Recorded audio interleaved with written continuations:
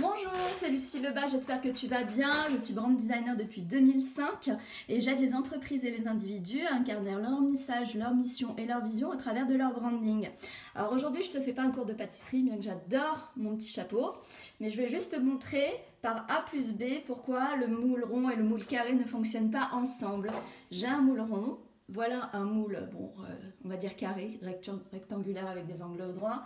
Et quand j'essaie de faire rentrer le moule rond dedans, ça fait du bruit, donc ça fait du tapage, ça abîme les deux moules et donc ça ne rentre pas. La meilleure manière de faire rentrer le moule, c'est de casser la forme, mais ça, on ne veut pas. Donc 3 erreurs à éviter. Et pourquoi en fait? Plutôt 3 raisons pour lesquelles il faut en fait éviter de faire rentrer le rond dans le carré. Donc sur le long terme, ça ne collera pas parce que ta vision, ta mission, tes valeurs et tes ambitions seront mis de côté. Donc tu vas éteindre la flamme, ta singularité, ton diamant comme j'aime l'appeler, tout ça tu oublies, donc forcément tu t'oublies. Deuxièmement, tu risques de t'abîmer et de te décrédibiliser, mais vis-à-vis de qui? Vis-à-vis de toi-même en fait.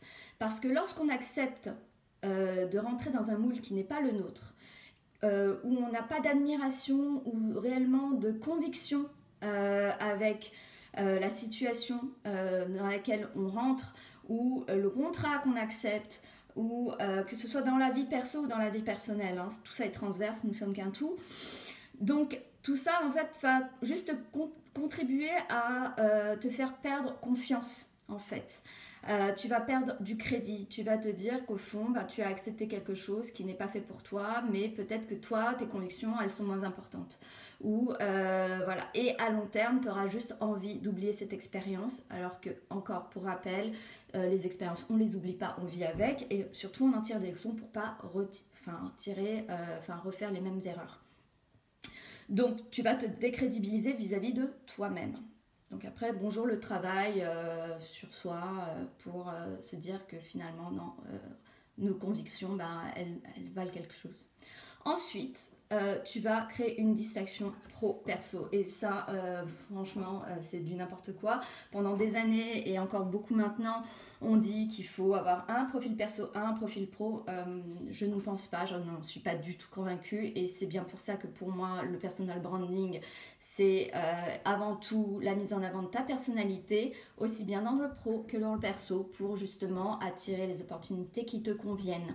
Donc, à partir du moment où tu crées une distinction pro et perso, tu vas t'éloigner de ta mission et de tes ambitions, et justement, tu vas étouffer ta singularité, encore une fois.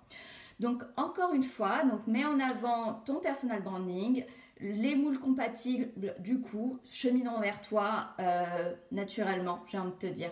Donc, mais sois fier de qui tu es, sois fier de tes ambitions, de tes convictions, et ainsi tu éviteras le bore-out, le burn-out et bon voilà, toutes les catastrophes naturelles humaines que l'on peut subir. Je te souhaite une bonne journée, n'hésite pas à t'abonner à ma chaîne, à liker si tu as apprécié, et je te dis à bientôt.